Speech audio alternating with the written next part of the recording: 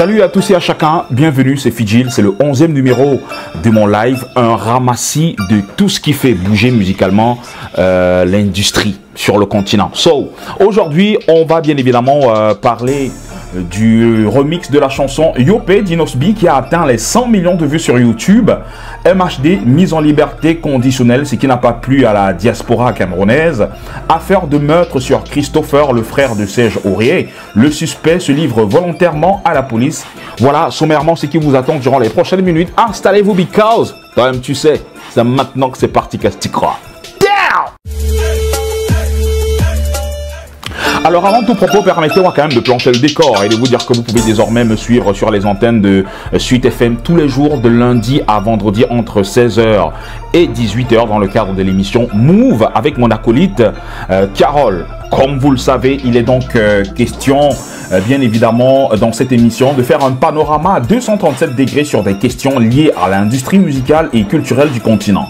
On parlera donc de musique, de culture, de tendances, de jeux, avec des invités quand même qu'on a déjà reçus jusqu'ici, de poids et de choix, qui font tourner la machine. C'est donc le moment de télécharger gratuitement l'application de Suite FM sur Play Store ou alors nous suivre sur www.suitefm.live ou encore nous suivre en streaming sur la page Facebook de la radio et pourquoi pas nous suivre sur toutes nos différentes plateformes musicales.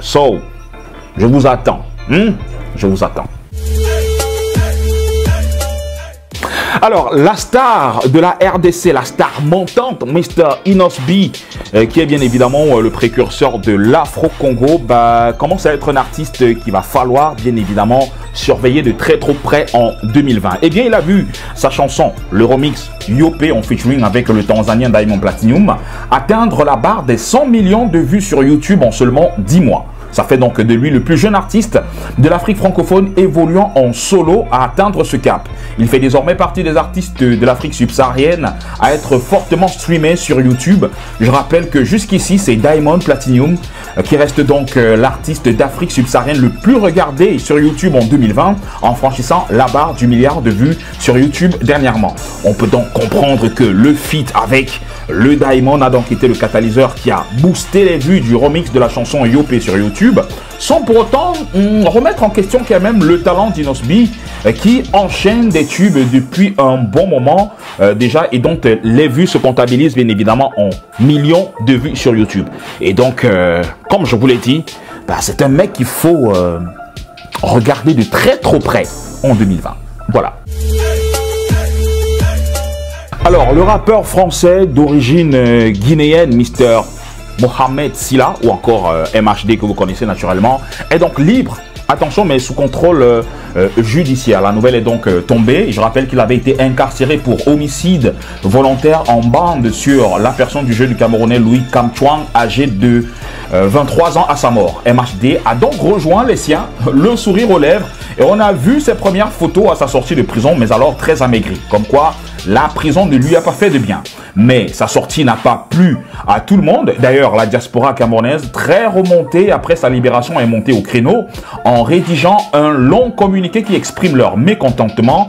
Et donc, la diaspora parle d'une insulte à l'endroit de la victime qui gît 6 pieds sous terre, une insulte à l'endroit de la famille du défunt, une insulte à l'endroit même des associations qui se sont mobilisées pour que la vérité soit dite et surtout que la justice soit faite sur l'assassinat crapuleux du défunt. La diaspora camerounaise trouve donc cette libération révoltante et appelle à la révision de cette décision prise par la cour d'appel. Elle reste donc mobilisée et puis on attend la suite. Mais avant, Mr. MHD chill, au calme, en famille. Tu vois, hein? Au calme. Regarde.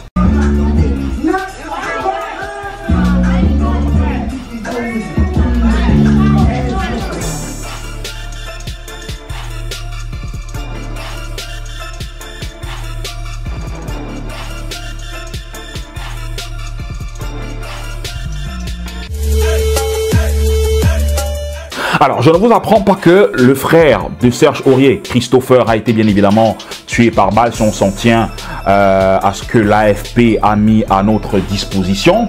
L'agence France Presse qui, elle, tire sa source des informations policières. Je rappelle que son frère, qui s'appelait Christopher Aurier, était âgé de 26 ans et jouait aussi au football sociétaire de Toulouse Rodeo, une équipe de 5e division à Toulouse.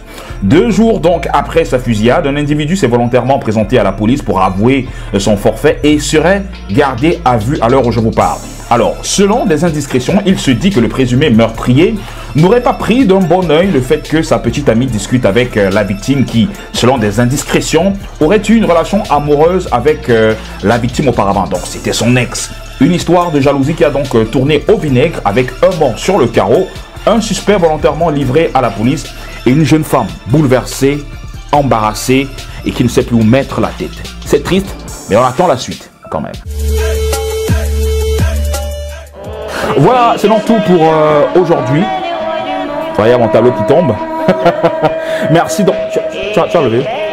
Ah, il n'a pas enlevé. Merci donc à tous et à chacun. Prochain rendez-vous dans les prochains jours. Mais avant, n'oubliez pas de nous suivre sur toutes nos différentes plateformes digitales. Ok? On se sépare avec le tout dernier single de Mr. Sadrak, L'art qui crie à l'aide. Bien évidemment, vous savez ce qui a fait du grabuge en ce qui concerne les lois sur des associations culturelles.